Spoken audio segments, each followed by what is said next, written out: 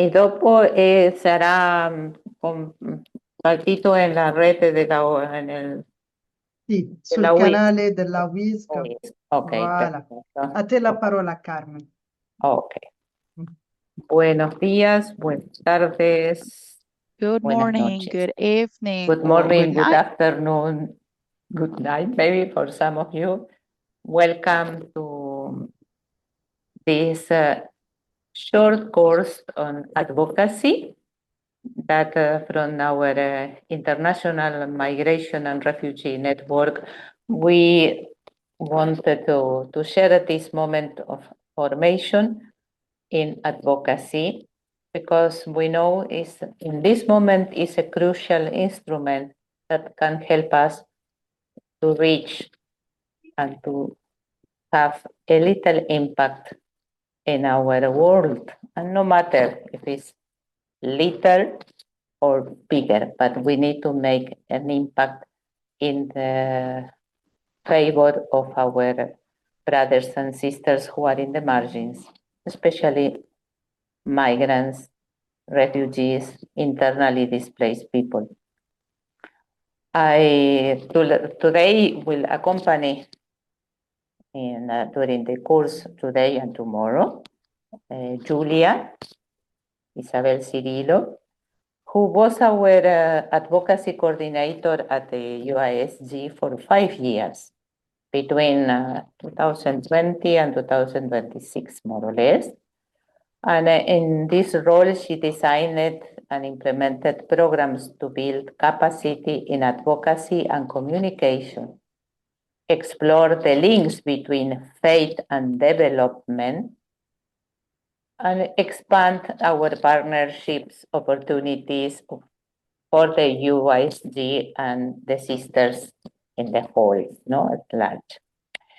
Julia holds a bachelor degree in classics and master degree in gender studies from the University of Cambridge. And before joining us at the UISG, she worked with the humanitarian and development organizations based in Rome, London, Malta, and Spain. Julia, born in England, but was raised in Italy, and now she lives in Spain. A beautiful migrant background, no? So she will accompany us these 2 days where we will try to combine theory and practice. And this course will be recorded, and you will after have access to this in the UISG channel. With all of you, please, Julia, I give to you the word. Thank you so much, Sister Carmen, and thank you all so much for being here today. It's a real pleasure to be joining you for this two-part training course, as Sister Carmen said, today and tomorrow. So I'm going to share my screen first of all, while I briefly mention, yes, I am indeed tuning in from Spain today, from Manresa near Barcelona, and it's a real pleasure to see many of you from all sorts of different places. Just going to make sure that I'm sharing the sound on my PowerPoint. Good. So this is where we're starting today. As Sister Carmen mentioned, these two sessions will kind of give a brief overview of some theories, some kind of concepts around the idea of advocacy, becoming advocates, and then tomorrow is when we'll really dig into the practice, so dig into kind of where this might take us, because I really believe that for training to be useful, it needs to have practical outcomes, practical applicability. So our title for both sessions is a toolbox for advocacy, this idea of kind of really acquiring some tools that we can use. And today's session is entitled From Action to Advocacy. We'll talk more about this distinction later on. As I welcome you today, I invite you to join me in the spirit of openness. And I say this because I was reviewing my PowerPoint slides just a couple of days ago, and I realized that there's quite a lot to take in. There's this conceptual introduction, if you like, is is a lot of ideas. It's really sharing the ideas that I have been lucky enough to kind of work on, to develop during my time at UISG in this advocacy coordinator role. And so I really invite you in this spirit of openness to kind of, with open minds, with open hearts, join me today to think about what it means to be an advocate and to advocate. Before we start, Sister Maria Eugenia is going to lead us in prayer, so I'm going to hand over to her.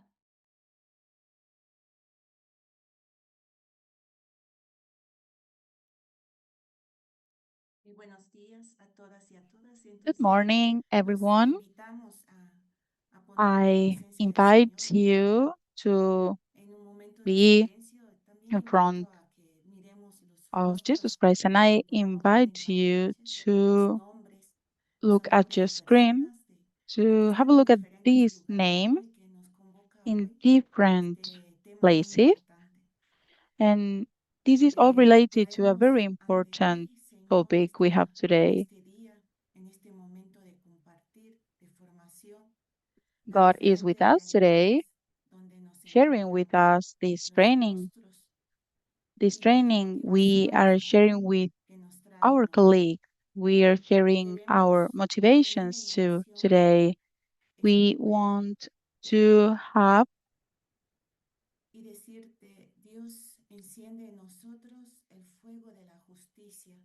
this prayer.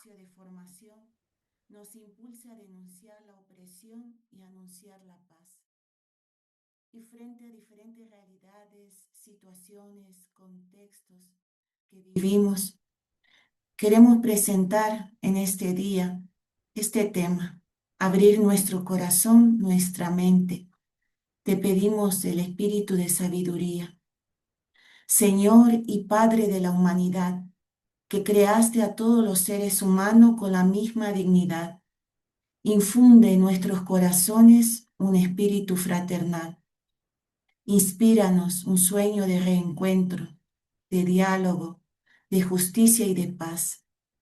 Impúlsanos a crear sociedades más sanas y un mundo más digno, sin hambre, sin pobreza, sin violencia, sin fronteras, sin guerras. Que nuestro corazón se abra a todos los pueblos y naciones de la tierra, para reconocer el bien y la belleza que sembraste en cada uno, en cada una, para estrechar lazos de unidad, de proyectos comunes, de esperanzas compartidas. Amén. Gloria al Padre, al Hijo y al Espíritu Santo, como era en un principio, ahora y siempre, por los siglos de los siglos. Amén. Un buen día, una buena tarde, buenas Enjoy noches y un buen meeting encuentro and para have todos a nosotros. good day, Gracias. all of you. Thank you. Thank you so much, Sister Maria Eugenia. What a beautiful way to start this session, with an open heart. So with that, and without further ado, I'm going to go back to my PowerPoint, and we're going to look briefly at today's content. So, as I was saying, today's session is entitled From Action to Advocacy. We're going to talk about both of those concepts, the distinctions and the transition. So the kind of four sections of today's presentation are: number one, defining advocacy. It's a word that's become very fashionable, and I think sometimes we can use quite different definitions. So kind of establishing a consensus on what we mean by advocacy is one of today's goals. Secondly, we're going to talk about the call to advocate, the sense of a call to become advocates, or in other words, why we're here today. Then we're going to talk about systemic thinking, and this is really where we're going to get into the distinction between action and advocacy. And finally, we're going to look at advocacy as a three-part process, the idea that we might structure the work that we do around becoming advocates into three parts. And these three parts, which we'll look at in more detail, are gathering data, building narrative, and what I would describe as catalyzing change, catalyzing, another very fashionable word. So I think we're going to talk a little bit about what that means, what we might mean when we come to that point. So today's objectives, just to kind of recap then what the point of all this is. First of all, my objective number one is to consolidate a basic definition of advocacy. Secondly, we're going to acknowledge the prophetic dimension of the call to become advocates and talk briefly about what that means to us. We're going to explore the systemic nature of advocacy and its methodologies, which are expanding over the past few years. And then also we're going to outline this three-part process to start advocating, and then that's going to kind of lead us neatly into tomorrow's conversation, tomorrow's presentation, because that will be more about digging into this three-part process. I also want to mention that while today is a slightly kind of more theoretical look at some of these concepts, there will be plenty of opportunities to participate. So I hope that you'll bring your ideas as well, because that'll be a really important part of getting this conversation going. So, defining advocacy. What does advocacy mean in an etymological sense, first of all? The word advocacy contains the Latin root of the word voice, as in to give voice. So advocacy, in one sense, is the pursuit of giving voice to people on the margins of society.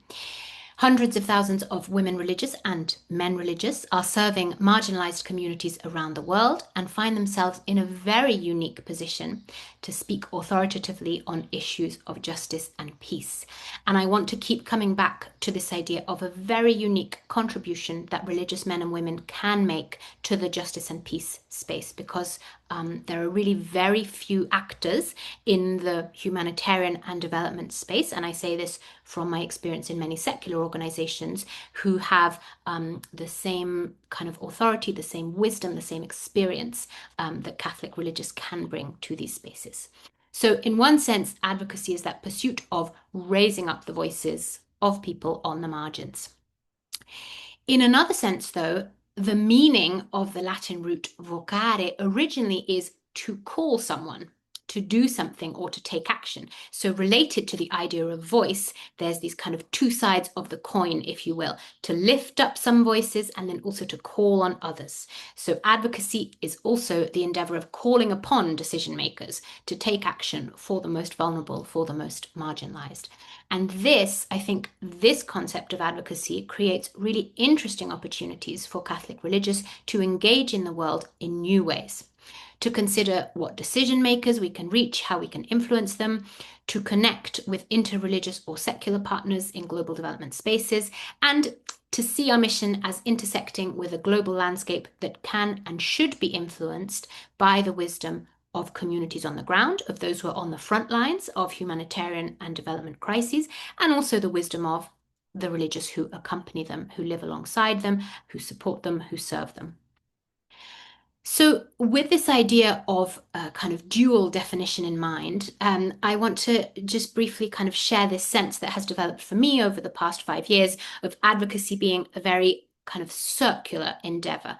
Because on the one hand, we're giving voice to communities on the margins, and what we do with that voice is we lift it up to decision makers. So the idea is that this gives us the opportunity to say, global decisions are being made often without hearing the voices of those people that these decisions will impact. So how can we first of all ensure that decision-making processes on all sorts of levels, local, national, international, are informed by voices on the margins? And then as we kind of reach those voices, we're not only informing them, but we are calling upon them, calling upon decision makers to take action, to engage with transformative decisions that can really improve lives of people on the ground, that can really engage with issues of justice and peace. For me, it's a very circular endeavor, and increasingly in the kind of global development space where there is advocacy happening, there's this idea of, so advocacy is kind of sharing information to decision makers, but it's also ensuring that decisions that are taken are then kind of implemented with accountability. That's where the circle really closes. This idea that if funding has been dispersed for a particular project, or if decisions have been taken to improve lives of communities on the margins, then it is also the role of the advocate to ensure that accountability and keep that circle going, that virtuous circle, ensure that it continues to kind of nourish itself and grow.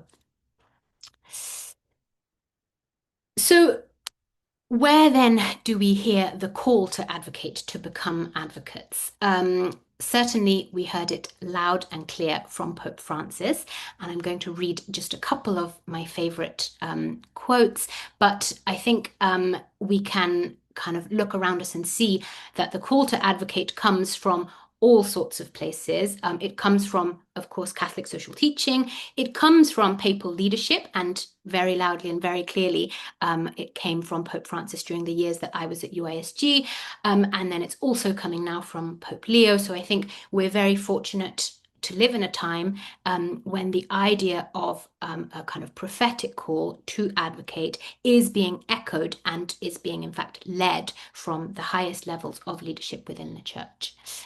So I'm just going to read a couple of these quotes so that they can be translated for those listening in Spanish. When he traveled to Lampedusa in July 2013, Pope Francis said, "The culture of comfort, which makes us think only of ourselves, makes us insensitive to the cries of other people, makes us live in soap bubbles, which, however lovely, are insubstantial. They offer a fleeting and empty illusion, which results in indifference to others.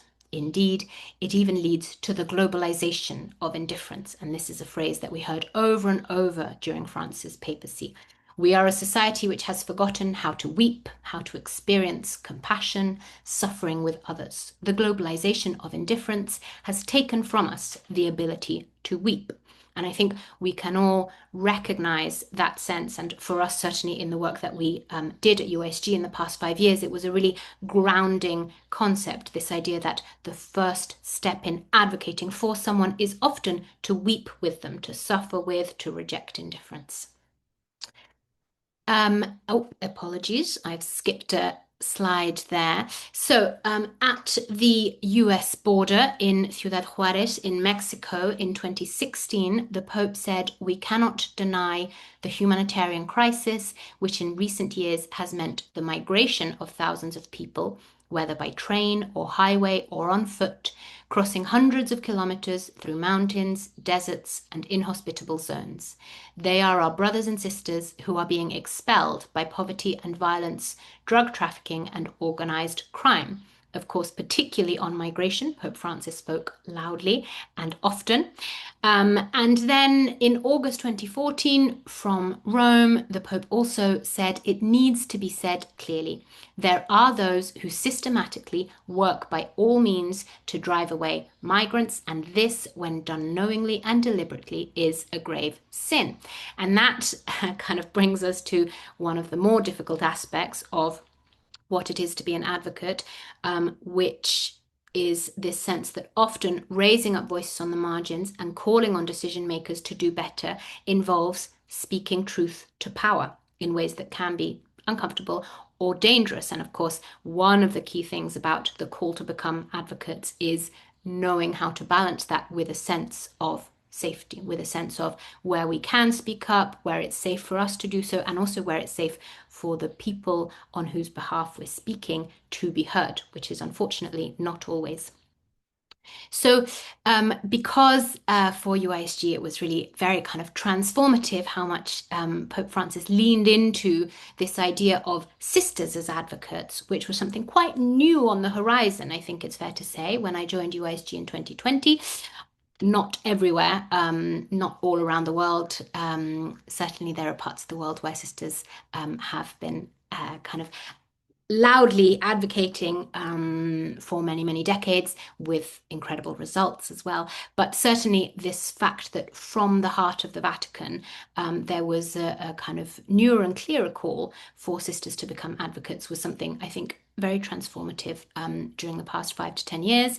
And I just want to share this short video So in fact, in February of 2022, the Pope video that was published every month, that month was dedicated to religious sisters and consecrated women, and spoke specifically of sisters as advocates, which in that moment 4 years ago was something very new. I'm going to share it now, and I hope you can all hear it. Este mes rezaremos de manera especial por las mujeres religiosas, las mujeres consagradas. ¿Qué sería la Iglesia sin las religiosas y laicas consagradas? No se puede entender la Iglesia sin ellas. Animo a todas las consagradas a discernir y a elegir lo que conviene para su misión frente a los desafíos del mundo que estamos viviendo. Las exhorto a seguir trabajando y hacer incidencia con los pobres, con los marginados, con todos los que están esclavizados por los traficantes. Especialmente les pido que hagan incidencia en esto.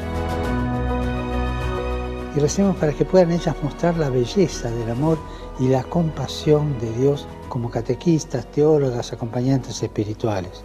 Las invito a luchar cuando en algunos casos son injustamente tratadas, incluso dentro de la Iglesia, cuando su servicio, que es tan grande, se lo reduce a servidumbre, y a veces por hombres de la Iglesia. No se desanimen, sigan dando a conocer la bondad de Dios a través de las obras apostólicas que hacen, pero sobre todo a través del testimonio de consagración. Recemos por las mujeres religiosas y consagradas, agradeciéndoles su misión y valentía para que sigan encontrando nuevas respuestas frente a los desafíos del tiempo actual.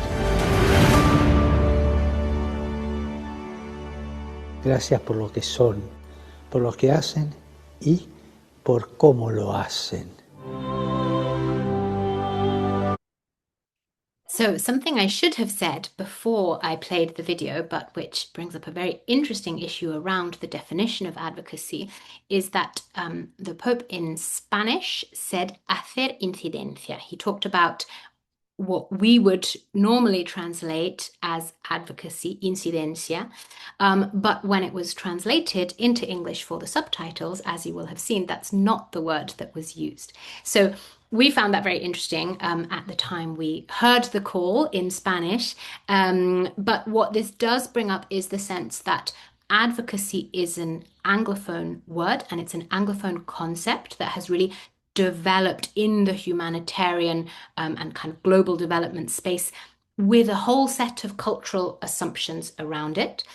So we're very aware that when we talk about advocacy, we're talking about a kind of set of ideas and also a set of practices that doesn't necessarily translate easily into other languages and into other cultural contexts. What I found over the past 5 years is that in Spanish, it is relatively easy because this idea of hacer incidencia is kind of well established, particularly in Latin America. We've seen kind of how strongly there's been organization around that idea. So in Spanish, it's relatively easy. In Italian, we've found that fare advocacy is the closest we can get. And so as with many kind of Anglophone concepts, it's been directly imported into Italian, and that has the advantage of using the same word, but also kind of limits the cultural ownership. That's what we found to some extent. And then in French, you do have plaidoyer, but as I'm not a French speaker, I don't fully understand how closely that aligns with advocacy. So I think that's all just to say it's very important to be aware that advocacy is an Anglophone concept as we kind of use it in the development space, and then being sensitive to translating that into different contexts is very, very important in order to align with how other people might see that same work, because ultimately that same work is happening under lots of different kind of banners and definitions. And that started again. Let's go to the next slide. There we go. So before we carry on, I'm going to ask you, where have you heard the call to advocate, which is another way of saying what brings you here today?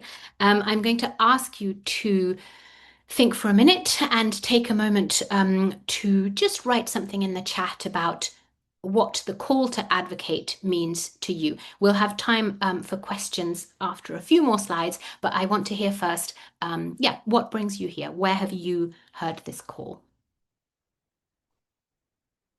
And I'm going to read a few examples if anyone is kind enough to share.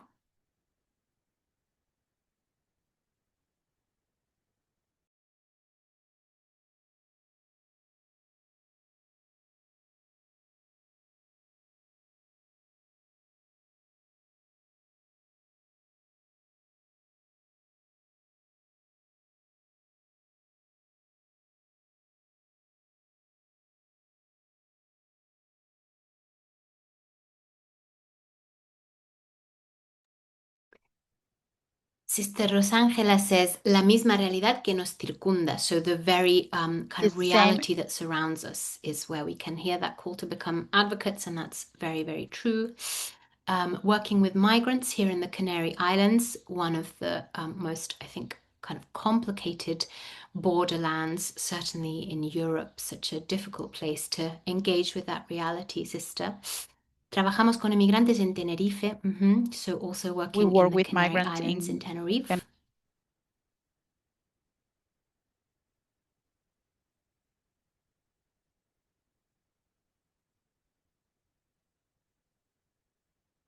I guess one of the things that I'm interested in exploring today and asking you to explore is why advocacy? There are so many ways to work, for example, with migrants, with people on the kind of global frontier of migration. What is it that brings you to the sense that becoming an advocate is an important part of that mission, of that kind of vision?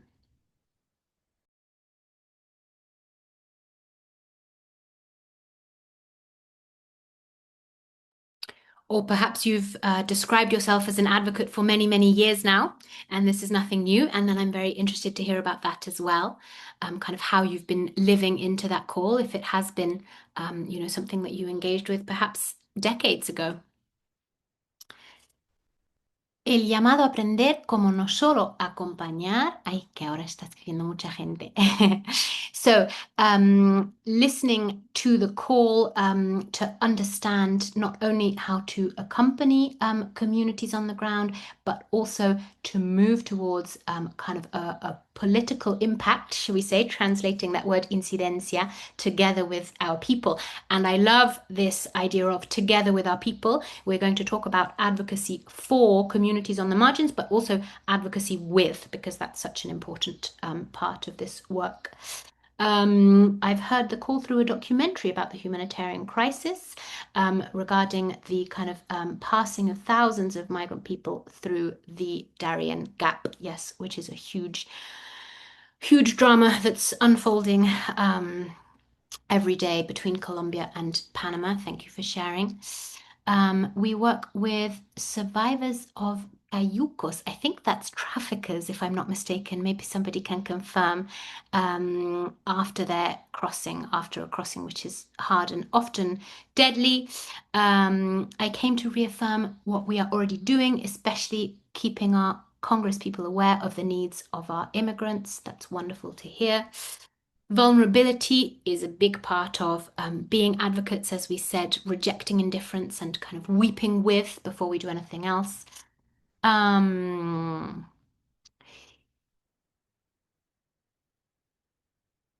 So the reality of oppression and many violations of human rights that migrant people suffer. And then working in South Sudan and now in Israel, Palestine. Gosh, what a very, very difficult context. Thank you for sharing, Giovanna.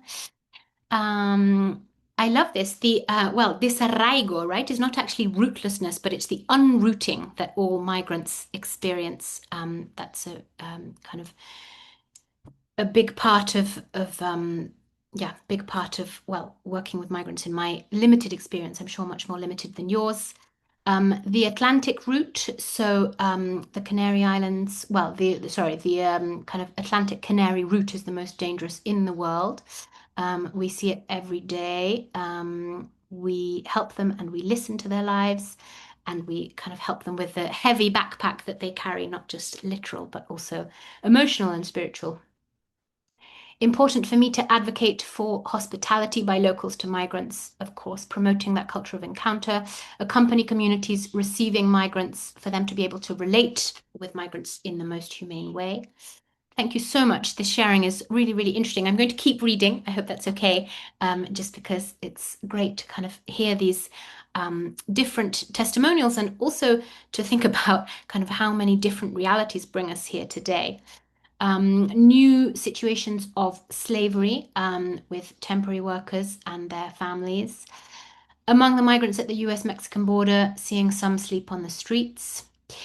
In the hopes and dreams of those on the peripheries of the Far East. Gosh, so many different, very, very different realities here today.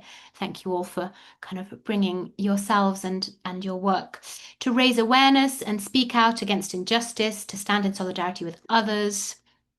I find religious are weak and less skilled at advocacy. That is very, very interesting. I have met some sisters who are incredibly powerful and kind of experienced advocates, but it's true that overall across the global sisterhood, as we might describe it, there is a sense that becoming stronger advocates is a gap in knowledge, and it's a gap in capacity building.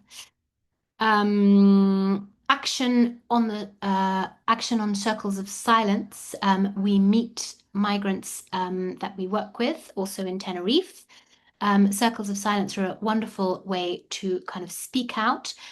We have them in almost the whole of Spain. That's really interesting. So I'm in Spain and I didn't know that. And also a question about the real kind of reach of our advocacy. This is a very interesting question, which we'll come to later. In a political environment that's so corrupt and full of lies, that's a great question for our times. I'm passionate about working with migrants in Mozambique. Thank you for joining us from Africa. Due to climate-related issues such as floods and cyclones, many people are displaced in Mozambique, and it's moving to see how the whole community and the church want to help by being hospitable, feeding them, assisting them in obtaining land for cultivation. This is what gives me the passion to keep moving forward. Well, I certainly feel already enriched by just the huge diversity of voices that you're bringing into this space, your own voices and your own experiences, but also the voices of the people that you serve, that you support. If anyone wants to keep writing, please do. We're going to carry on because I want to come to an opportunity for kind of questions and further exploration. But it's really beautiful to be in this space, even if it's a virtual space. It's beautiful to be in this space with you all. So I'm going to go back to my PowerPoint in just a moment. So I'm going to return to it and make sure that the format is still readable to everyone. There we are. So we've talked about hearing this call to become advocates. And now I want to delve a little deeper into the idea of advocacy, having given ourselves a kind of basic definition of what it means to advocate, to give voice and to call upon in that virtuous cycle of voices. I want to delve a little bit deeper into advocacy as a form of systemic thinking. So I want to talk about systemic thinking, and I want to talk about how, for me and in the scope of the work that we've done at UISG, that really differentiates advocacy from other forms of action that many religious men and women are engaged in. So, in terms of kind of engaging with advocacy as a form of systemic thinking, I found it really useful over the years to increasingly distinguish between action and advocacy, as I was saying earlier.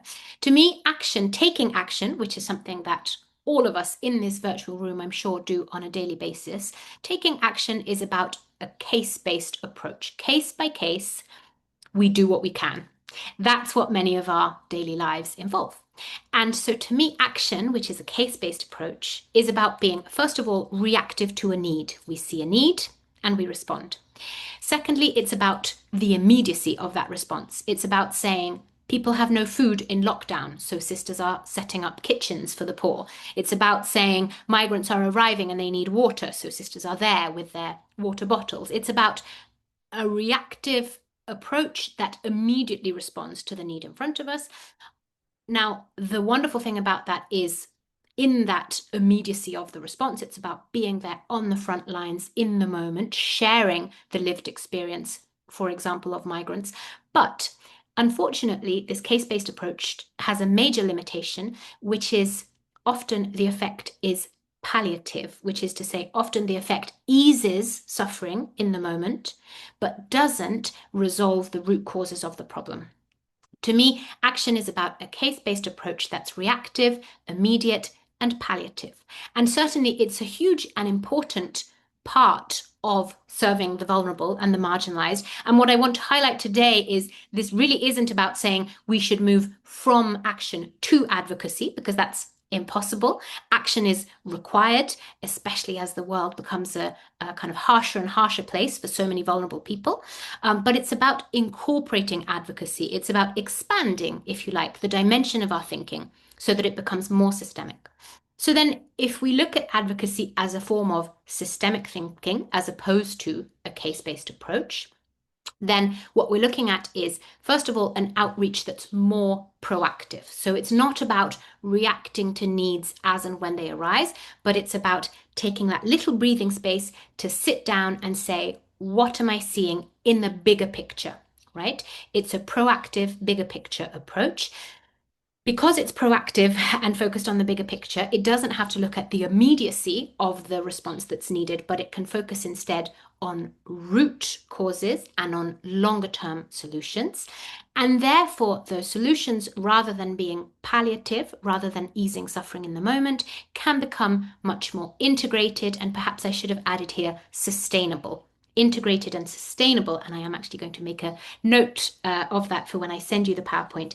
Integrated and sustainable solutions are what advocacy is looking for, tackling the root causes and the kind of longer term vision for a more just and equal world, right? So it's about fundamentally breaking those vicious cycles of suffering that continue to repeat by applying a more systemic approach.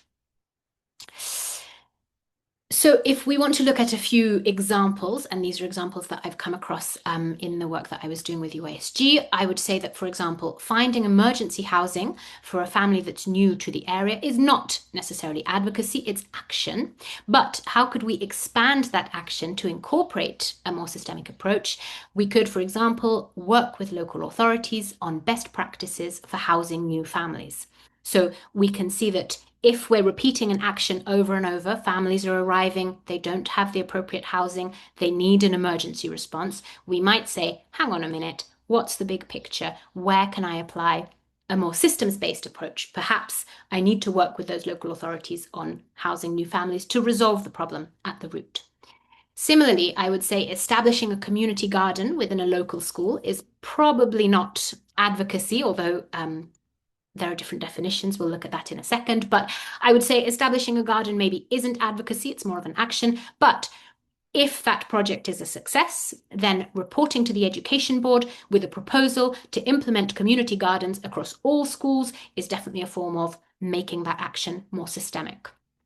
And likewise, sheltering a victim of human trafficking and her children might not be advocacy, but supporting that victim to access legal counsel and to prosecute perpetrators of human trafficking, that would be taking us again to the systemic level. So I think what I want to offer today is this kind of a seed of an idea that you can plant across all areas of your work, which is to say, where am I on the spectrum? How much of my energy, what percentage of my energy am I spending on action in my day-to-day, in my week, in my month? How much energy is going into an immediate response to the suffering that I see? And how much space can I carve out? Could it be a little bit more? Could it be a little bit more space that I carve out to really look at the systems that I'm working within and consider where I can have a more system scale impact? And I've just kind of put these definitions on two ends of a spectrum, because what I want to highlight is it's not, black and white. Action and advocacy, I repeat, are really not opposites of each other, but it's about saying, where on the spectrum do I find myself? At one end, am I being very reactive? At the other end, am I being very proactive? Or am I somewhere in the middle? Because that's what my work demands. That's what the community that I serve needs right now. And also to kind of close out this section, I want to come back to that idea that the definition of advocacy is expanding. And in that sense, the kind of methodologies for advocacy are expanding as well. So in some organizations, particularly I would say big Anglophone development organizations in the Western world, in the Northern Hemisphere, they often tend to use a definition of advocacy that's quite stringent, that's quite tight, that's a sort of closed box. And that tends to be because if you have a huge organization that does lots of development work around the world and it's divided into an advocacy department, a communications department, a policy department, the more departments you have within the organization, the narrower your definition of advocacy might need to become so as to understand what you're really engaging with in that department. But I've found that that model doesn't really apply to the work of religious women and men because sisters and brothers are such incredible multitaskers. Everyone is wearing 7 different hats at the same time, doing a million things at once. And the reality is that advocacy in those contexts often needs to have a much broader definition, and a kind of much broader definition is what makes sense. And I think that's really interesting. It's also a contribution of religious men and women to the global development space, this idea of an expanded sense of what advocacy is and what an advocate might do. So as you can see here, a kind of few of the classical advocacy methodologies might be lobbying or kind of presenting petitions, kind of garnering signatures for a petition if we're in the legislative arena, and we'll come back to these different arenas later on. It might be, for example, supporting people who are going through a judiciary process with legal counsel or supporting them in court. It might be if we're kind of in the economic arena, looking at modes of consumption. So it might be action on divestments, on boycotts.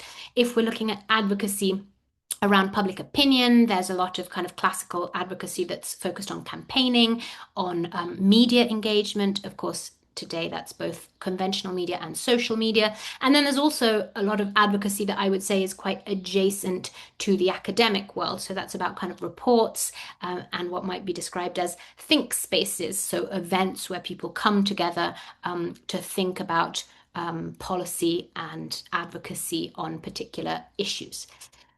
These, I would say, are all quite classical ways of describing what an advocate does. But what is really interesting, and I've seen that a lot in my work with sisters over the past few years, is that increasingly advocacy methodologies are expanding and Catholic religious are expanding them. So I think increasingly we could also describe many educational programs as advocacy, this idea that if you're teaching children in one particular school, perhaps you're not having a huge systemic impact, but if you're rolling out that program of teaching on, welcoming the migrant or taking action for our common home or whatever it is, at a more systemic level, then really a lot of the time education is very adjacent to advocacy increasingly. And there's a specific facet of that, which is train the trainer approaches. That I would say is also expanding. So this idea that the best way to have a systemic impact can often be to involve a group of people in a training and give them the tools to train others, creating that ripple effect that then expands the kind of educational impact. I would say that also opportunities for encounter are increasingly coming under the advocacy umbrella.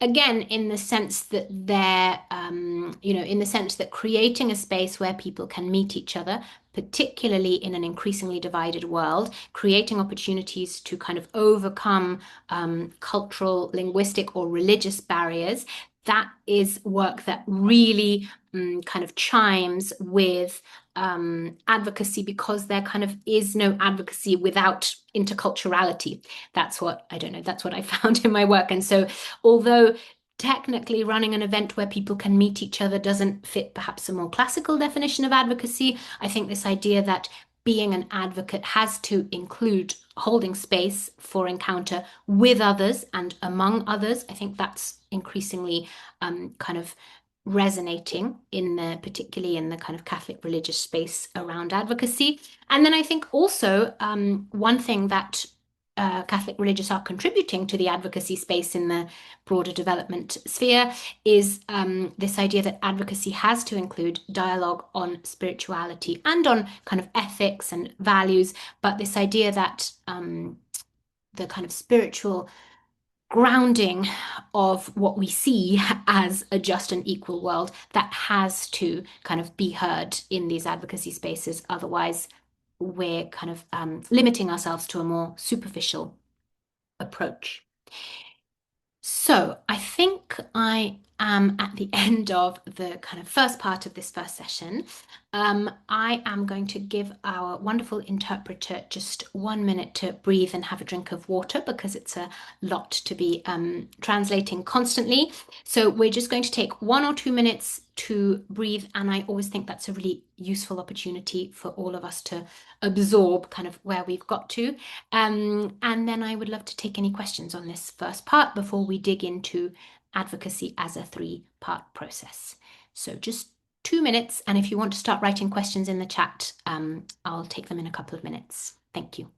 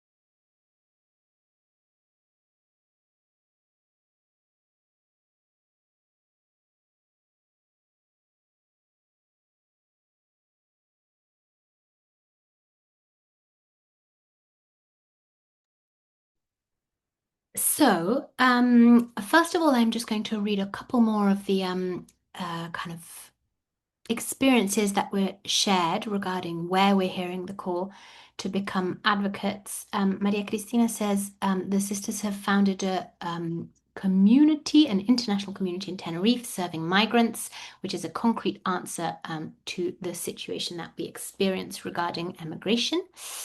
And then also we have, I'm interested in working with migrants because here in South Africa, thank you for joining us from South Africa, there's a problem of xenophobia. Ubuntu are no longer considered people. People are afraid of people from other countries and end up in violence. There's no peace. I also, because this is a very interesting question regarding this kind of sharing of experiences, somebody's saying, what is the objective of the circles of silence? I'm not sure what this kind of answer consists of.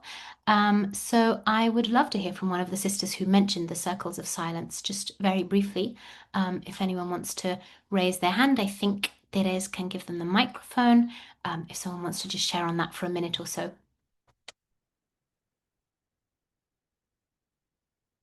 If no one's brave enough to raise it up. Yes, Hermana Carmen. I will put up only my microphone. The cycles of silence is a non-violent type of protest that we are gathering in a certain place. We publish a manifesto that means why we gather there and keep silent during 1 hour. This, if you do constantly every month, for example, that is something we are doing here in Madrid for more than 15 years, and is a movement initiated in France, I think, and continues in other cities of Europe, is a way of calling attention to the people what are happening around us.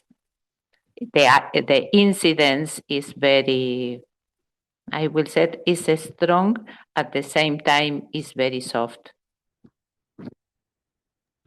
Thank you, Sister Carmen. That's really interesting. And as I say, I wasn't aware of this initiative across Spain, so I'll be really interested to find out more. So I'm going to take the question that's in the chat at the moment and in fact talk a little bit more about one of my favorite topics, which is the wonderful impact and the really kind of transformative impact that you all as religious men and women can have in the advocacy space, particularly in partnership and in conversation with interreligious and secular partners. And we'll talk more about partnerships later. But the question that's coming up is, so regarding this kind of expanded vision of methodologies, right? Methodologies that go beyond the classical advocacy methodologies. Could we talk a bit more about dialogue about ethics and spirituality? And I want to say yes, of course. So, for example, in the past couple of years, I have been working with an initiative called the Women, Faith and Climate Network. And this is a network that brings together women of faith of all different kind of religions and denominations around the world. And what it does is center the fact that these women are working on climate change specifically. But what it also does is center the idea that spirituality and kind of the ethical grounding that each person's spirituality gives them is a really important part of that action in defense of the planet. And I think increasingly what we're seeing is initiatives in the development space, for example, at the UN as well. I'm aware of a few. There's now an organization called Faiths for Oceans, which does a lot of work with the UN. There's an increasing number. I've seen them mainly in the environment space. So I would be interested to know more about what's happening in the migration space. But there is an increasing number of groups, networks, both informal and more formal, kind of loose coalitions, but also established organizations that are saying, let's not pretend that we don't have a spiritual lens when we talk about these issues. Because historically, in previous decades, there was this tendency in global development spaces to say religion should not come into it. We should leave that at the door and come into the space with a neutrality, shall we say. But actually, that conversation about kind of spiritual conviction, this idea that many of the people who are speaking up most loudly and clearly in defense of the planet and its vulnerable communities are doing so through their own kind of spiritual lens, that idea is taking hold so that increasingly there's a real willingness, I think, on behalf of secular organizations as well, to include conversations about faith in their own advocacy frameworks. And I think that's a moment that we can really rise to, right? We can say, great, here we are, because finally the time is ripe, I think, for more of those conversations. So I hope that answers the question.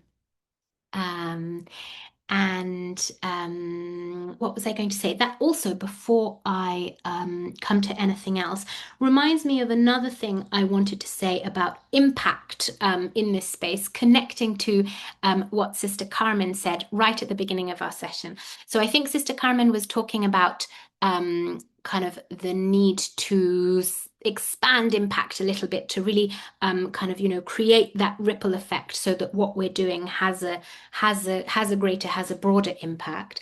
One of the things that I want to say is I think engaging with more systemic thinking as advocates is valuable in this moment, firstly because the development and kind of international, intergovernmental sector is ready finally to hear religious voices, to hear those kind of perspectives rooted in spirituality. And then I think conversely, and particularly, you know, my experiences with sisters rather than with men religious, but conversely, I think it's a really important time for Catholic sisters to be engaging with this systemic level, because in so many parts of the world, either populations are shrinking, congregations are getting smaller and smaller, some are reaching, you know, the end of their time. I mean, I think particularly in certain parts of the global north, we're seeing that congregations are just kind of becoming groups, smaller and smaller groups of people. That's in some areas of the world. And then in other areas of the world, congregations might be expanding, but unfortunately, resources are not expanding. Funding is not expanding, you know, just kind of material resources, the resources with which we can do our work, are increasingly constrained by a global financial climate that's very difficult, political decision making at the global and national level that is very difficult in many countries as well. And so I think what advocacy gives us is the opportunity to say, even though we are fewer or even though we are poorer, what can we do to have the maximum possible impact? And as I say, these situations vary widely. Not all congregations find themselves with limited resources. I know of some congregations in the United States that are doing great things with the resources that they have, that are having a real kind of economic impact. It's, you know, they're very, very different situations, as we know, in different congregations around the world. But I do want to say, I think this is a very important time to become advocates, both because of kind of the impact that we can have and because of how that can change conversations that other people are having in this space. That's finally being welcomed. And I think it's really important to rise to that. So coming back to the chat, there's a question: is modeling treatment a form of advocacy? For example, modeling proper treatment that reflects humanity. I work with migrant farm workers. I encounter them, and depending on the owners or managers who sometimes are oppressors. So I think that's a really interesting question, Sister Maggie, thank you. Is modeling treatment a form of advocacy? Well, first of all, I have to say I've never thought about that question, so I'm going to take a moment to answer it. Again, I would say that certainly it is just like, you know, these conversations about our spirituality. I would say that the example that we set is an important part of who we are as advocates, right? So what we bring into a space is also about how we do things, how we treat others. I completely agree that modeling treatment is a really important part of who we are as advocates. Now, is it having an impact on a systemic level? Really, only you can answer that, depending on your system and your circumstances, which isn't a way of bowing out of answering this question, but it's to say, you know, ultimately, you know better than anyone what you see as systemic in your context and what you see as more case-based, right? So it depends how many people are seeing you, you know, modeling the correct treatment of migrants. Certainly, if you are, not in your case, but if a hypothetical person is a business owner who has hundreds of employees and they model the correct, you know, just treatment of their migrant workers, then I would say that is having a systemic approach, right? Do we have that you know, power at the systemic level in our own context? Only we can really answer that question about which of our actions also have a systemic dimension and which remain more case-based. And if they do remain more case-based, that doesn't mean that they're not important. It just means that we might be then looking for ways to add a greater systemic impact. I hope that's a way of answering the question. I'm going to take one more drink of water just while anyone thinks about any remaining questions. And then I think this is very good timing to delve into the second part of this presentation, which is really getting into some more kind of practical approaches that will set us up for tomorrow. So yes, I'm going to let our interpreter breathe after the questions, and then we'll come to the presentation again.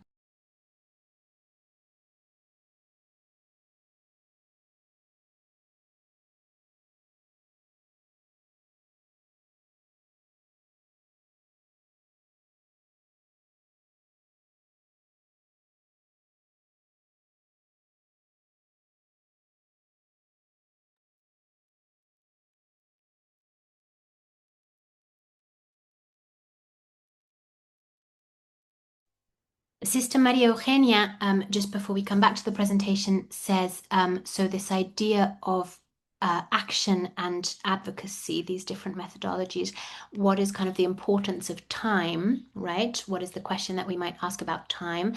Because often we don't have immediate answers. So can we say that these, we can say, in fact, that these are processes? Sister Maria Eugenia, I completely agree. So that is the thing, right? Is that the more we move towards the end of the spectrum where advocacy happens, the more we move towards systemic impact, the more we have to accept that our timeframes are longer. We're moving away from that immediate response that we talked about to our action, and we're moving more towards this idea of, I plant a seed today to see, hopefully a tree in 10, 15, 20 years' time. Right? So yes, I think that is a very good point. We do have to accept that there is a different time scale, that we don't see immediate results in the way that we might when we're handing out food to people who otherwise wouldn't have a meal today, right? And so I think that that's why, as I was saying before, it's so important to hold action and advocacy in balance, because actually often the situations that we live and serve in and the kind of struggle, the human struggle that we encounter, it does demand of us that we respond on both fronts, that we take action and that we also advocate more broadly. But we can't leave action behind because, the immediate palliative, urgent response that sisters provide, especially to migrants on so many kind of the world's most vicious borderlands, it's vital. Otherwise, the other thing is often action is what's keeping people alive, right? So sometimes we have to say action comes first. There is this suffering, there is this need, there is this danger, and we take action. And then advocacy has these other timescales, this more long-term vision. So thank you so much for kind of bringing that up and pointing it out. Great. So I think we are going to go back to the presentation and delve into this idea of advocacy as a three-part process.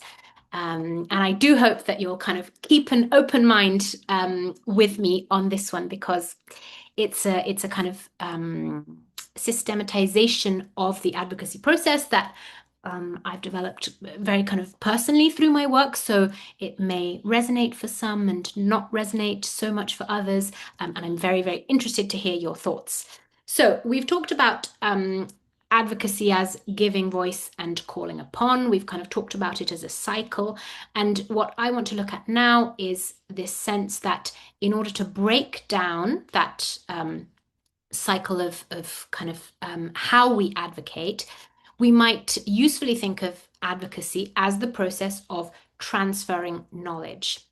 And I really like that idea because it's something that we hold, and we hold it and it's precious, and kind of we hand it over to someone else as a precious gift. So to me, advocacy can be described often as the process of transferring knowledge from our communities alongside our allies to our decision makers. And we do this through ourselves and our work. So we do this through our work, but as we were saying just now, we also do it through ourselves. The example that we set, the spiritual grounding that we bring, right? All of that is a vessel for this knowledge that we transfer. I just want to kind of clarify. So this idea of transferring from our communities alongside our allies to our decision makers, that's really in reference to the kind of giving voice side of the advocacy circle. Mainly it's kind of uplifting that knowledge from our communities with our allies, and then towards decision makers, that's where we reach the kind of calling upon part of the cycle. So we'll look a little bit more at kind of how those different stages of the process contribute to the overall result, right? To the transformative change that we want to see, to those long-term aims that don't always kind of give us immediate results. So this three-part process could be broken down as, firstly, gathering data, secondly, building narrative, and thirdly, as I said earlier, catalyzing change. Allow me to use the word catalyzing. It's fashionable at the moment. It's a buzzword, and as such, I'm a little tired of hearing it, but I do think it's useful because catalyzing means, well, engineering a chemical reaction, right? I think roughly. And so when we talk about catalyzing change, we're talking about kind of sparking the kind of fire that will really bring about transformation. We're talking about putting the pieces together in such a way that change can happen. So just to look at what we mean then by those three parts, gathering data is that initial kind of stage of surfacing those marginalized perspectives, right? So emerging those perspectives that aren't usually heard from our communities, from our knowledge base. And we'll talk a little bit about what we mean by communities and what we mean by knowledge base. Building narrative, I see as this kind of vital second stage that's often a little bit left behind in the process because it kind of gets stuck in the middle, but it's actually where I personally have located most of my work on advocacy, in the kind of building narrative stage. And that to me is about, once we've kind of surfaced, once we've uplifted these marginalized perspectives, it's about summarizing, so making sense of them and translating them for different purposes, for different contexts. It's about linking what we know from what we see on the ground to what decision makers will understand. That's why it's so crucial, and yet it's also very difficult to make space for it. And we would do that work with our allies and our networks. Again, we'll talk a little bit about a differentiation that we might make, how we might distinguish those. And then finally, we've got this idea of catalyzing change. So really, as I say, joining those dots, putting those kind of chemical elements together so that the change suddenly starts to happen. And that to me is about engaging with structures of power. That's where we're essentially focusing our work if we want to have a systemic impact on structures of power so that we can effect transformation. And we would kind of do that engagement with decision makers and also with influencers, the people who can more directly reach our relevant decision makers. So to talk a little bit about these definitions, because we've talked about communities and knowledge base, allies and networks, decision makers and influencers. I think there's essentially two ways to look at and kind of describe and categorize the people that we work with in the advocacy arena. We can try to categorize those people by relationship. And I would say that by relationship, we could sort of say that communities are the people we live with, work with, and serve. Again, communities is, a buzzword. Probably in 10 years' time, we'll use a different word. But I think it's a reasonable definition. So the people that we live with, work with, and serve in their relationship to us, they are our communities. Then we have our allies, the people and organizations that support our work. And that can be anything, right? From someone who actually funds our work. An ally is certainly someone who funds our work, but it can also be someone who sends a message on social media to say, I love what you're doing, keep going, right? It's a very broad definition, but all those people are in relationship with us as allies. And then decision makers are the people that we relate to in the sense of we know that we are calling upon them. They are the ones who can make transformative decisions.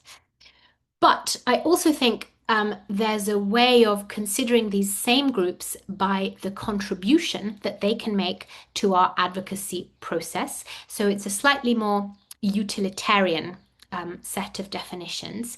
And bear with me because I know they're quite similar, but I do think that these distinctions are very important, particularly when we're trying to map our landscape. So get a sense of what we have around us and what we can use in our advocacy efforts.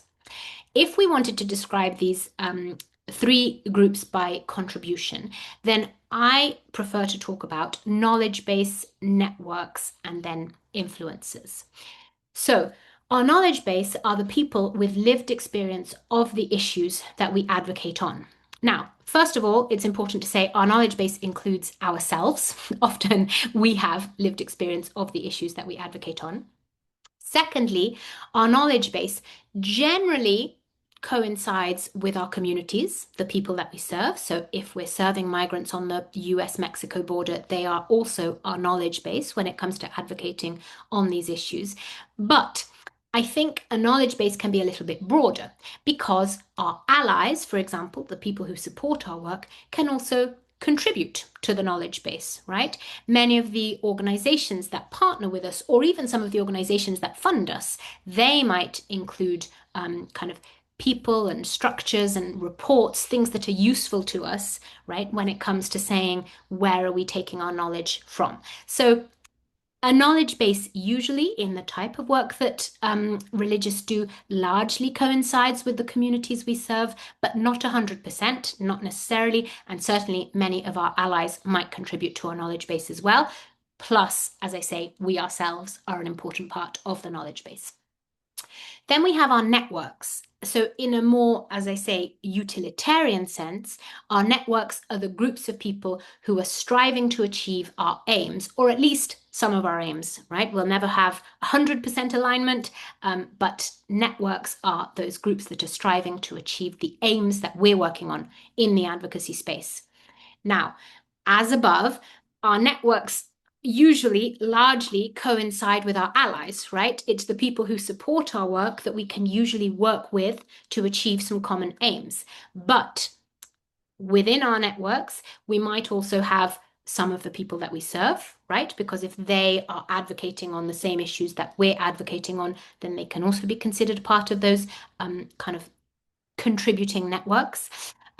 Sometimes, when we're very lucky, we might have some wonderful decision makers, people who are actually in positions of power, but who themselves are contributing right to our aims, who are striving to achieve the same aims that we advocate on. So networks largely coincide with our allies, but can also include our communities and decision makers. And then when we're looking at kind of this same structure, but by contribution, I would say, rather than talking about decision makers, maybe it is more useful to talk about influencers. Why? Because influencers are those who can facilitate access to decision-making structures. Very, very rarely do we ourselves, unfortunately, have the ear of the person at the top who can make the decision. So really, to talk about decision makers in this sense of concrete contribution is a little bit aspirational. Most of the time, the people that we'll find ourselves working with are people who can influence decision makers rather than people who make decisions themselves. I hope it's clear that this isn't about kind of, nitpicking. It's not about trying to define things very, very rigidly. In fact, it's kind of the opposite. It's saying our landscapes are very fluid. The people that we work with belong to all sorts of different groups and have all sorts of different relationships with us. But to me, in doing this work, it's been useful to say there are two ways of mapping the groups that we work with that more or less correspond to the same three-part structure. If we're talking about human relationship, then we're talking about, communities that we serve, allies that support us, and decision makers that we call upon. But actually, if we want to drill down into the contribution that they can make to our process, it can be more useful to think about our knowledge base from which we gather our data, our networks with which we build partnerships and narratives, and our influencers who help us engage with power structures. Okay, so let's look first then at this question of gathering data. And I just wanted to offer a few ideas here. Now, before I come to this, I want to reiterate, as I say, my work has largely been in the narrative building space of advocacy.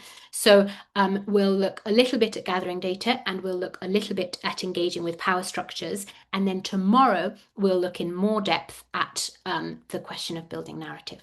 But just to kind of share some thoughts on this first data gathering step. So if one question comes before anything else, as we kind of engage with the idea of ourselves as advocates, I would ask the question, what do we see that others are not seeing? Right? So if there's an issue that we want to advocate on, a space where we think we can contribute, then the question is, what added value can we bring to this space? As we were saying just now, in-depth knowledge of our issues will tend to lie principally, mainly with the communities that we serve, who have the most direct experience of the issues on which we advocate, although we want to remain flexible to the idea that others can contribute as well. And these communities are sometimes described in development and humanitarian spaces as beneficiaries or service users. I don't love those definitions, though. I think service user is very cold, and beneficiary is a bit one-sided. I think that even when we're looking at the more utilitarian question of what they contribute, knowledge base is a good definition, because the emphasis is on the contribution of those communities. And that's what's so vital, is to think that advocacy is not a gift that we give to others. It's something that we strive to do, and the very people on behalf of whom we advocate, they are the ones who can contribute the most. And that brings us to this idea of advocacy for and with. I really like the idea of advocacy as an exercise in taking the microphone. So we do have to create opportunities to speak up, to engage with those power structures, but we don't want to hog the microphone. We want to pass it on. That's the ultimate aim, is to empower communities to advocate for themselves.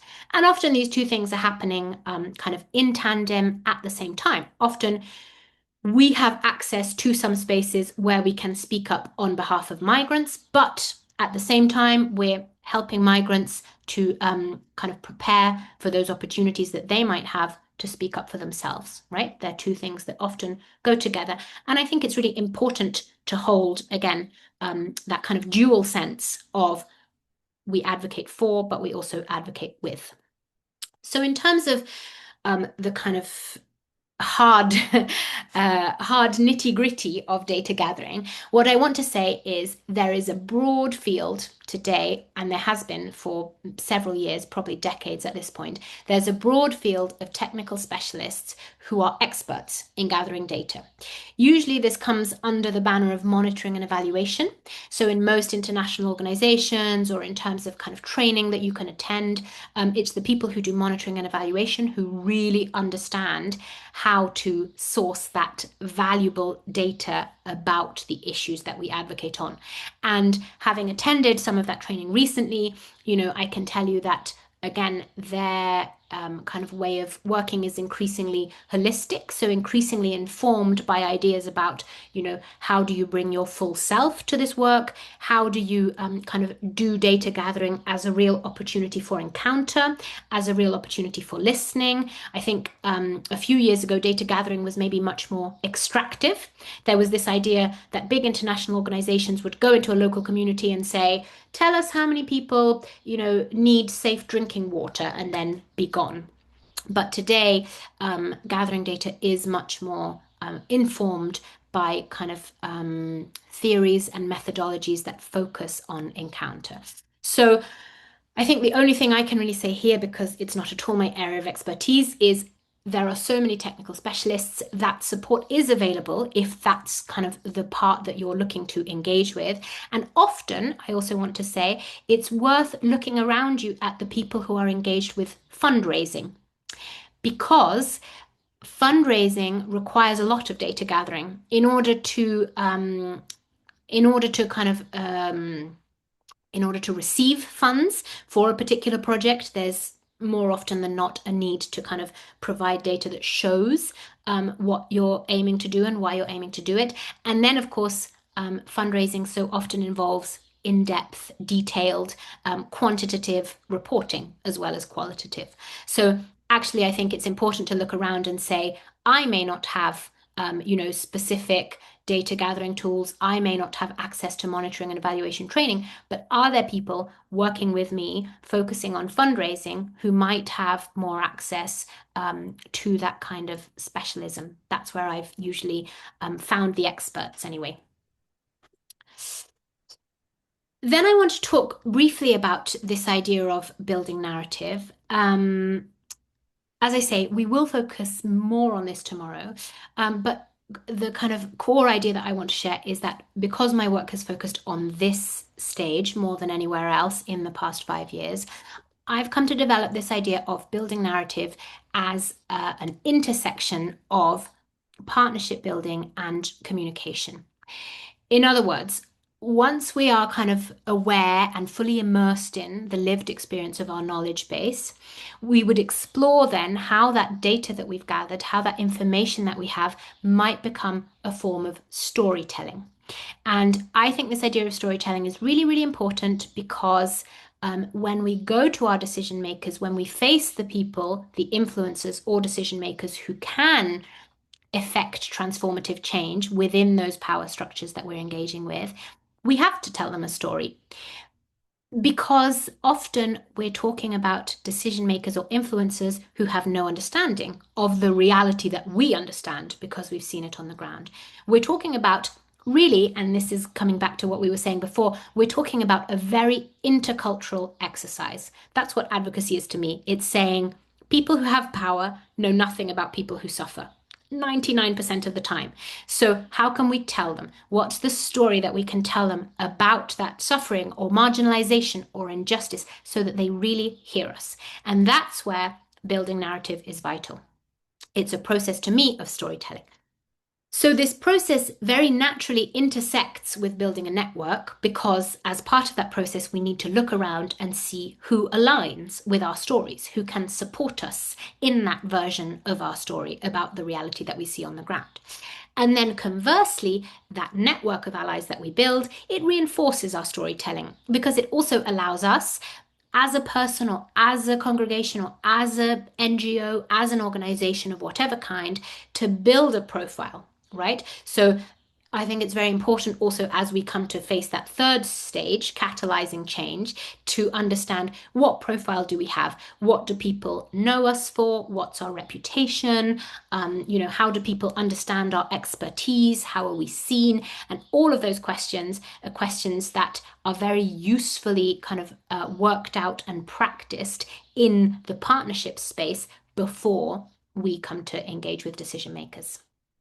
So I hope that gives a sense so far of kind of a very simple outline of the data gathering exercise and a simple outline of this idea of building narrative, which we'll come to in further detail. Tomorrow we'll look particularly at the kind of communication and language side, but I just wanted to also offer these kind of thoughts on building partnerships.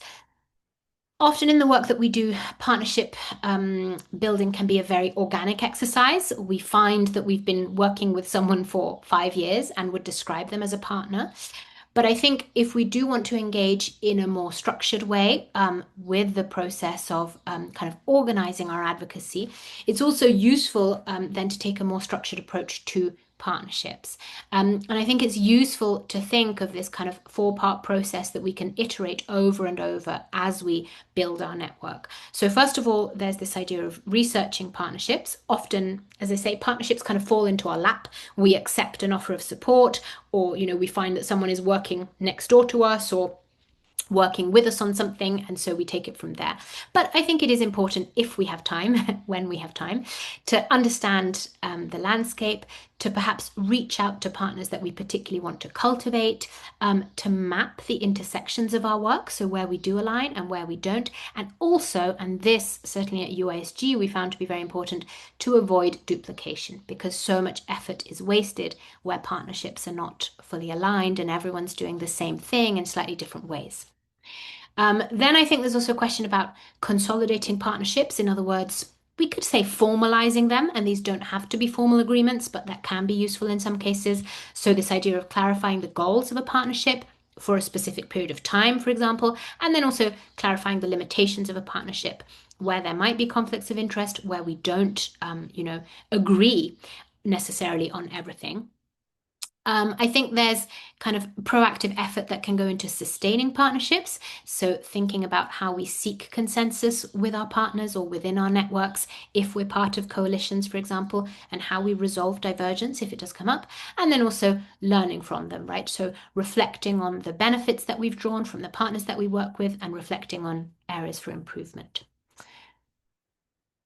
We're going to come now to the question of catalyzing change, and I am going to run through this and then come to questions at the end. I know this is a lot, but I will share the PowerPoint so that also you can kind of take your own time to look back at these concepts. I know it's a lot of definitions, but I just want to kind of run through this idea of how we might approach the question of catalyzing change, making change actually happen, because we can gather all the data, we can build a beautiful narrative that's, the most impactful story in the world, but if no one is listening, then no change is happening.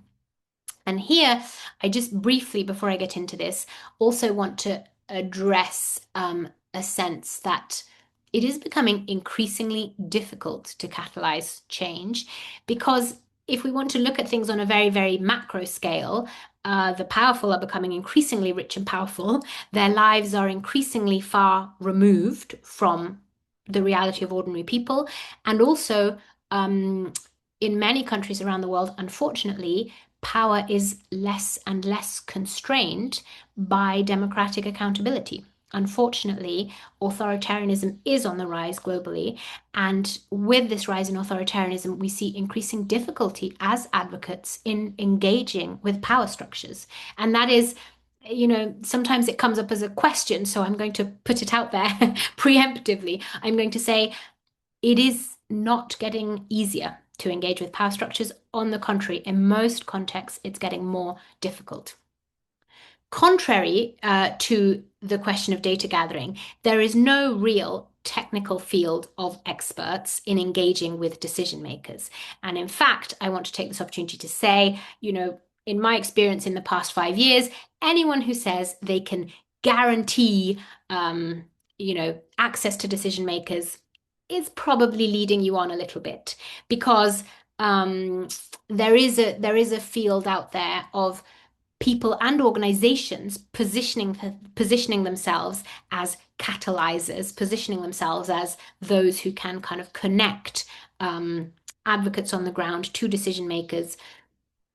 In my experience, those results are, if not limited, then certainly unreliable. Sometimes it works, sometimes it doesn't. It's not an exact science, because ultimately this is the part that is beyond our control, right? Gathering data is within our control, building a narrative is within our control, but being listened to is not within our control. And so I think the best that we can do is set ourselves up with kind of as much preparation as possible, and then accept that this is where those timelines can become very extended, those results can become, frustrating, and we just have to, foster hope within ourselves, foster patience, and keep going, right? This is where perseverance really comes into it, because there is no exact science of engaging decision makers. So, for what it's worth, I think when we look then at that third part, what is the change that we want to catalyze? First of all, I think it's very useful to control what we can control, and to say, what exactly is the topic that I'm working on? How narrowly and how exactly can I define the change that I'm trying to achieve? Because often we talk about working in an area, such as in the area of migration or in the area of human trafficking, right? But we can drill down into that and say, okay, as someone who works in the area of migration, I'm working on climate displacement, or I'm working with conflict refugees, or with internally displaced people. But beyond that, I think when we come to face our decision makers, we really need to know our topic. For example, I am advocating on the unjustified detention without access to legal support of people who are eligible for refugee status, right? And when we come to say to someone in a position of power, this is what I do, I think it's very valuable not to say, I work with migrants, but to say, unjustified detention without access to legal support for people who are eligible for refugee status, right? Because that immediately gives the person listening a much clearer sense of what we might want, and also whether they can help us, which then kind of helps to avoid wasting anyone's time. Another way to define the change that we want to achieve is by thinking about the type of system that we're working within. So this is a very rough definition of 4 types of systems. I think there might be others. I think depending on your context, you can kind of choose your own definitions for the different systems that you might be advocating within. But I certainly think that it's worth drawing out these distinctions between governmental systems. So that's where laws are actually made or upheld. In other words, legislative systems where laws are made, and judiciary systems, right, where laws are upheld. Then we might look at economic systems. So that's taxation, it's kind of consumption, and it's also funding So I think there's a lot around kind of fundraising that comes into this question of economic systems that we might want to impact. Obviously, these systems all overlap with each other, right? So taxation is very much regulated by legislative frameworks, but I think it's important to kind of look at, are we trying to change the law? Are we trying to, for example, change how people divest from certain businesses? Are we in a more governmental space or in a more economic space? Then I think there are institutional systems, and by that I mean anywhere where rules are made that aren't exactly laws, right? So, in other words, so many institutions, schools, hospitals, businesses, literally almost any institution that you can think of has rules, regulations, statutes. They are not laws, but the way that they are structured can really impact issues of justice on the ground. So we might not be working with lawmakers, but we might be working with, for example, the board that decides certain regulations around welcoming migrants in hospitals and whether their migration status has to be reported to the government. Or we might be looking at issues of regulation that aren't legal, but that are very much kind of institutional. And then finally, I think it's also worth drawing out this sense that often we're working within thought systems. So first of all, that's a useful kind of bracket into which we can put public opinion, because a lot of advocacy is also about public opinion. So if we're working in media or social media or campaigning, a lot of the time, if we had to define the system that we're working on, unless we're campaigning for an actual change in the law, but we might just be campaigning for, greater awareness, less xenophobia, people to join our listening spaces for migrants. So then we're looking at changing a thought system, a system of public opinion. And then also in that type of system, we might include issues of philosophy, theology, ethics, spirituality, as we were saying before, this kind of broader space of systems that configure how we relate to each other. So we have this idea of defining our topic, we have this idea of defining our system, and these are all just suggestions that may or may not work, in different contexts that you want to use flexibly and adapt to whatever your context might be. As we were saying earlier, I think it's also useful when we engage with decision makers to ask ourselves what methods we're employing. So if we're in the legislative arena, we want to change the law, we might be using lobbying or petitions. If we're in the judiciary space, we might be, for example, supporting people to access legal counsel when they have to go to court, or even appearing in court in support of a particular group or a particular person. If we're in the economic arena and we want to impact consumption, then we might be looking at divestment, for example, divesting our own congregation from fossil fuels, or we might be looking at boycotts, and then that's overlapping with this other aspect, campaigning on public opinion, or kind of engaging with media on public opinion. I think there's also a space for, I think it's certainly at UISG, it seems to be a minority of sisters, but there's also an academic space for advocacy. So producing reports, those who are more on the data gathering side might be kind of engaging with this more strongly. And what I was describing before is think spaces. So, creating events where people, whether academic or other practitioners, can think about the issues that they're advocating on. And then we have those expanding methodologies, educational programs, train-the-trainer approaches, opportunities for encounter, dialogues on spirituality.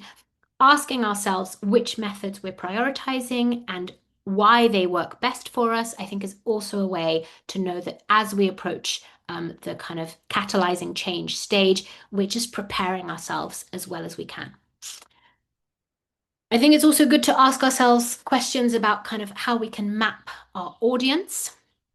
Are we in the governmental space? So is our audience composed of members of parliament if we're in the legislative arena, or lawyers and judges if we're talking to the judiciary, or public servants and diplomats? I think one thing that's really interesting is for UISG in Rome, diplomats, the diplomatic corps, the ambassadors to the Holy See, are a huge source of kind of alliance and support, but they're also essentially some of the decision makers that sisters in Rome can most easily reach, because most ambassadors to the Holy See are very keen to engage with sisters, and although they may not be able to impact national policy directly, they are speaking to their governments, right?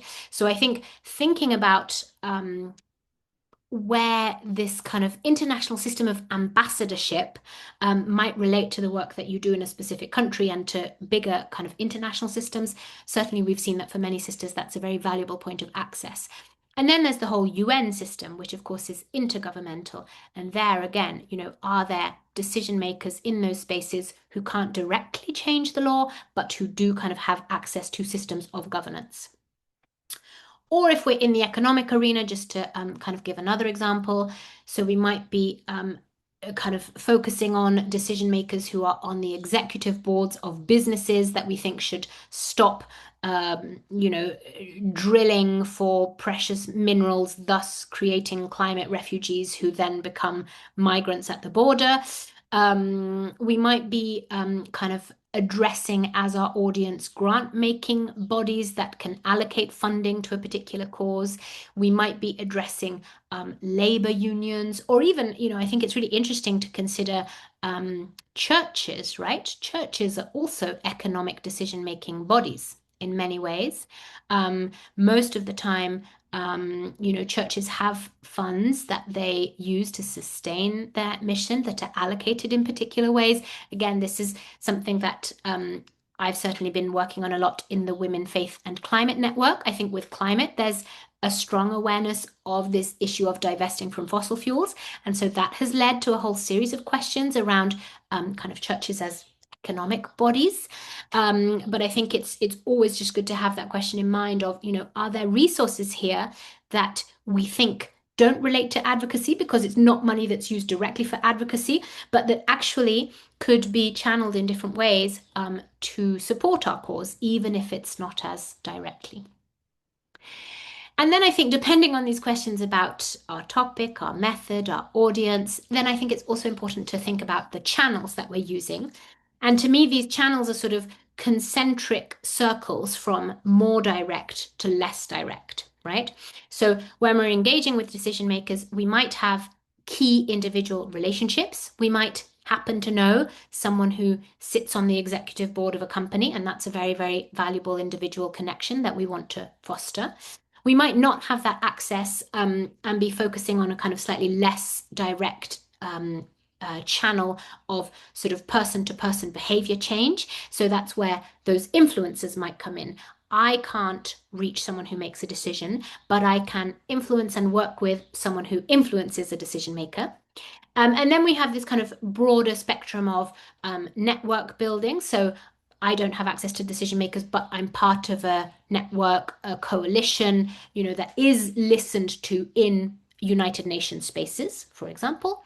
And then we have the really, really kind of broader channels of public awareness, social pressure. So there's these questions of, impact on social media, and that's a whole other field with its own specialists, the whole question of how you become impactful on this very, very kind of broad scale channels that are really open to the public.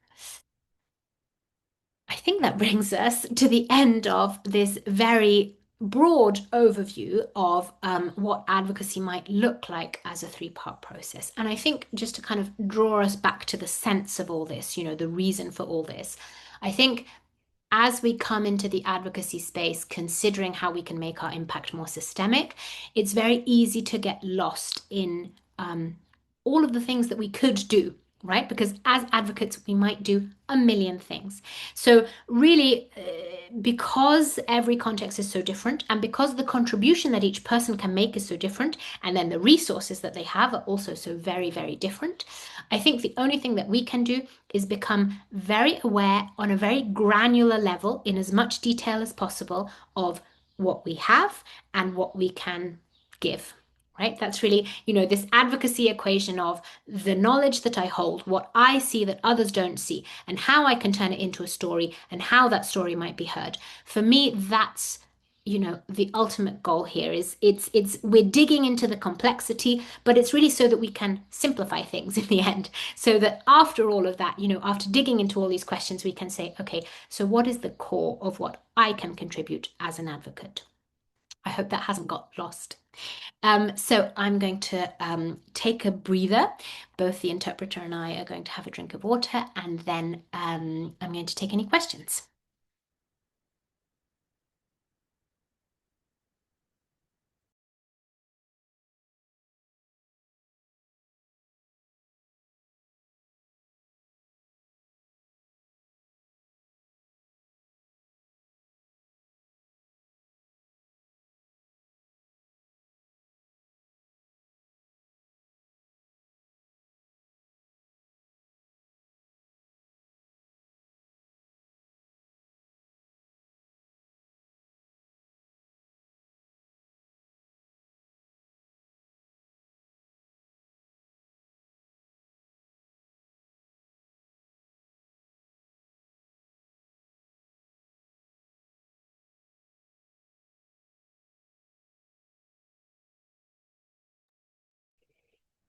So looking at the time, just aware of the time that we have, I would be very happy to take any questions on kind of the content, the notions, bearing in mind especially that tomorrow we're going to try and dig into a few kind of questions and some reflection together on how we could practically apply these notions. So I'm just going to kind of leave that space for questions open for the moment. In the meantime, in case this sparks any questions, I'm also going to share a suggestion. I've called it homework, but I know how busy you all are, so we're not going to consider it homework. I just want to share kind of a suggested reflection ahead of tomorrow to help us really then locate ourselves within a more kind of concrete, practical framework.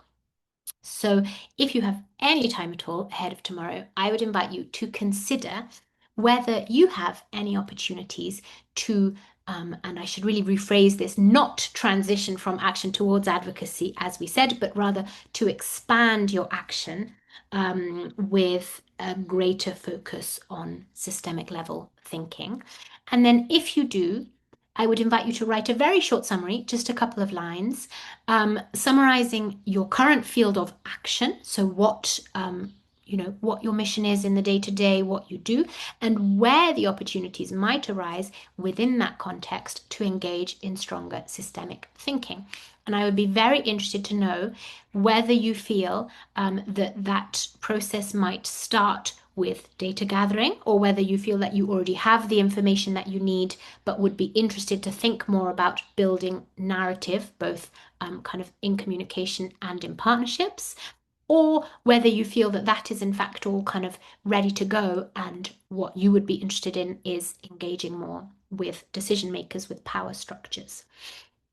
I've also included here a kind of suggestion for mapping your landscape, but I think I would recommend doing that after both sessions, in fact, because it's just much more detail, not necessarily useful ahead of tomorrow, but I've just put this here so that you can go back to it when I share the PowerPoint. So this idea of mapping your landscape by relationship, thinking about the people that you serve, the people who support you, and the people who you wish could hear you, and then also mapping your landscape by contribution, by utility in a way. So how you might advocate for and with your knowledge base, how to research, consolidate and sustain your networks, and then kind of how to prepare yourself in the most detailed way possible for encountering your influencers and decision makers. I'm going to leave that aside. I definitely think that's for another day. But if you do have time ahead of tomorrow, I warmly invite you to consider what opportunities you have to expand your advocacy and where those opportunities arise in your current context of action. So I know we have only about, well, we have 9 more minutes. Our aim was to close at 5:02. So any questions or any feedback, very welcome at this point. I'm just going to give it a couple of minutes for us to think, and then I'm just going to kind of recap the objectives that we had today as well, so that everyone's on the same page. And if you have any questions about those objectives, we can come back to them tomorrow as well.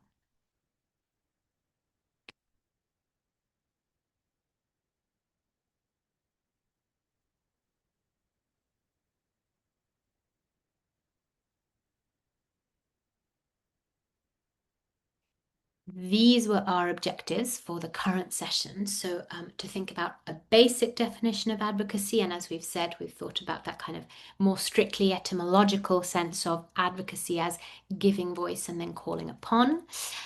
We've acknowledged the kind of prophetic dimension, so the kind of call to become advocates that comes from our lived experience, from papal leadership, from Catholic social teaching, and I really want to reiterate my gratitude to everyone who shared their own experience of hearing this call. Then we've talked about the systemic nature of advocacy, how it's differentiated from action and how its methodologies are expanding. And then we've talked about this three-part process, which, as I say, to me is useful to start advocating. It's a whole load of kind of terms and ideas that can just be useful to start breaking down what otherwise is sometimes a very opaque process. Sometimes it's hard to know where to start. And the aim here is really to have those tools in our box, to have a toolbox that we can start with. So there's a question in the chat. In building a narrative, you mentioned our own experience is important. How would we express authenticity without being too self-focused and narrow and insensitive to the experience of others, which is different from our own experience? I think that's a very interesting question, and I do want to reiterate that we'll talk specifically about kind of the communicational aspects of narrative building tomorrow. But I think just to answer that question very briefly, when I was at university, there was a concept that was very fashionable, which was acknowledging your positionality. And everybody talked about acknowledging their positionality. And the idea with that is, ultimately, as long as you are openly stating who you are, where you come from, and as much as possible as well, kind of rendering explicit the frameworks that might shape your ideas, then your experience is as valid and valuable as everyone else's. And there is no reason why your experience would overshadow or cancel out anyone else's, as long as everyone is very honestly and very openly bringing their positionality to the table. And the concept is a buzzword, and you can take it with a pinch of salt. But I do think, and I've kind of really held on to that over the years, that authenticity doesn't have to be narrow. Authenticity is about saying, this is my tiny grain of sand in the vast landscape of this, kind of human richness, right? We are all so diverse, and the only way that we can acknowledge that diversity of experience is by saying, here is my small contribution. So I think, I wouldn't necessarily think of authenticity as a risk. I would think of it as a valuable contribution. And the other question is, can I say a little more about moving from action towards advocacy? Thank you, Sister Julie. Maybe we will come back to that tomorrow. I'll make a note, because I think that's a very good place to restart our conversation tomorrow. So I will make a note that is kind of where we might pick up this conversation. I'd be happy to say a little bit more. And then there's a sister who says, I wonder what type of tools we could have access to for data gathering and for building narrative without necessarily kind of resorting to professionals, particularly for sisters who don't have specialist formation or studies in social sciences, but are working with communities on the ground. Thank you, sister. I think that's also a very valuable question. So one thing I wanted to highlight is the idea of kind of professional or technical knowledge doesn't mean that those who don't have technical knowledge or access to it shouldn't engage. It doesn't mean that at all. I think what I was trying to say about data gathering specifically is that it has become a very technical field. And so there are lots of specialists out there. And if you want that help, right? And if perhaps you don't have those kind of that background in social studies, but someone in your congregation does, or someone in an NGO that you work with does, I think this idea of leaning on your networks, kind of asking around, being curious about who does have access to those more technical resources, I think that can be a helpful place to start sometimes. mainly because it just can spark connections that we didn't expect. So I think kind of having a curious approach to where that technical knowledge lies can be very illuminating about what expertise resides within our networks that we didn't know about. So first of all, I would just say being curious is a good place to start, and sometimes you can find kind of resources that you didn't think you had.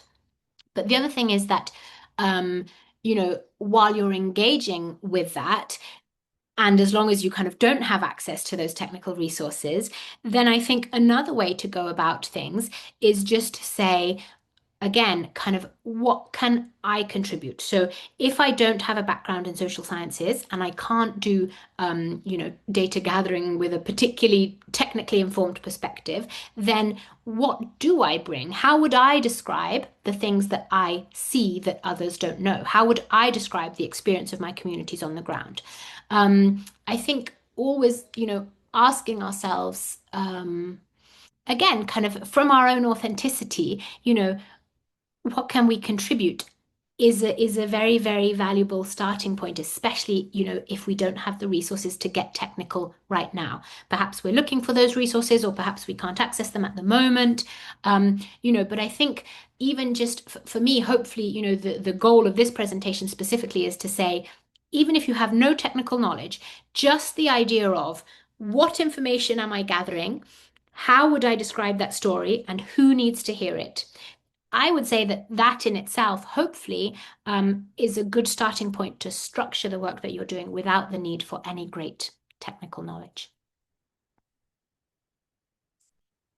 So I think I'm going to leave it there. I will be very happy to welcome any questions when we start again tomorrow at 2 p.m. Rome, the same time as today. And I'm just going to hand it over to Maria Eugenia to kind of close up the conversation. I wanted to say it's been a real pleasure. I have enjoyed myself thoroughly. I've enjoyed everything that you've shared and your wonderful questions, which have been very thought-provoking. So it's been a delight, and I really look forward to seeing you tomorrow. Thank you.